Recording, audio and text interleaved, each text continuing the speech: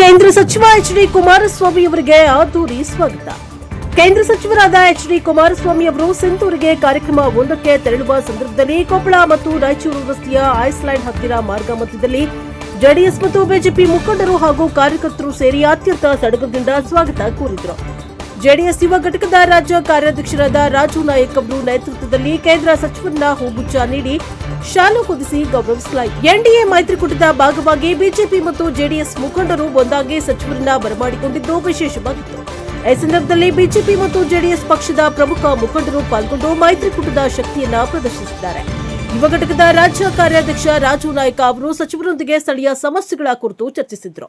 ಕೇಂದ್ರ ಸಚಿವರನ್ನ ಹತ್ತಿರದಿಂದ ನೋಡಲು ಮತ್ತು ಮಾತನಾಡಿಸಲು ಎರಡೂ ಪಕ್ಷಗಳ ಕಾರ್ಯಕರ್ತರು ಜಮಾಯಿಸಿದರು. ಈ ಸಂದರ್ಭದಲ್ಲಿ ಮಾತನಾಡಿದ ರಾಜು ನಾಯಕ್ ಅವರು ಕೇಂದ್ರ ಸಚಿವರಾದ ಎಚ್.ಡಿ. ಕುಮಾರಸ್ವಾಮಿ ಅವರ ಭೇಟಿಯು ಈ ಭಾಗದ ಕಾರ್ಯಕರ್ತರಲ್ಲಿ ಹೊಸ ಚೈತನ್ಯ ತುಂಬಿದೆ. ಮೈತ್ರಿಕೂಟದ ಬಲವರ್ಧನೆಗೆ ಮತ್ತು ಅಭಿವೃದ್ಧಿ ಕೆಲಸಗಳಿಗೆ ಇದು ಪೂರಕವಾಗಲಿದೆ ಎಂದು ತಿಳಿಸಿದರು. ಈ ಸಂದರ್ಭದಲ್ಲಿ ರೈತ ಸಂಘಟನೆಯ ಮುಖಂಡರು ಹಸಿರು ಶಾಲು ಹೊದಿಸಿ ಸನ್ಮಾನಿಸಿ ತುಂಗಭದ್ರಾ ಟ್ರಸ್ಟ್ ಗೇಟ್ಗಳ ಕುರಿತು ಕೇಂದ್ರ ಸಚಿವರ ಗಮನಕ್ಕೆ ತಂದರು.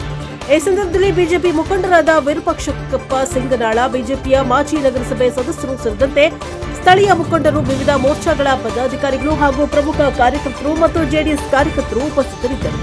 ಬ್ಯೂರೋ ರಿಪೋರ್ಟರ್ ಶರಣಪ್ಪ, ಪ್ರಜಾಪವ ಟಿವಿ, ಗಂಗಾವತಿ.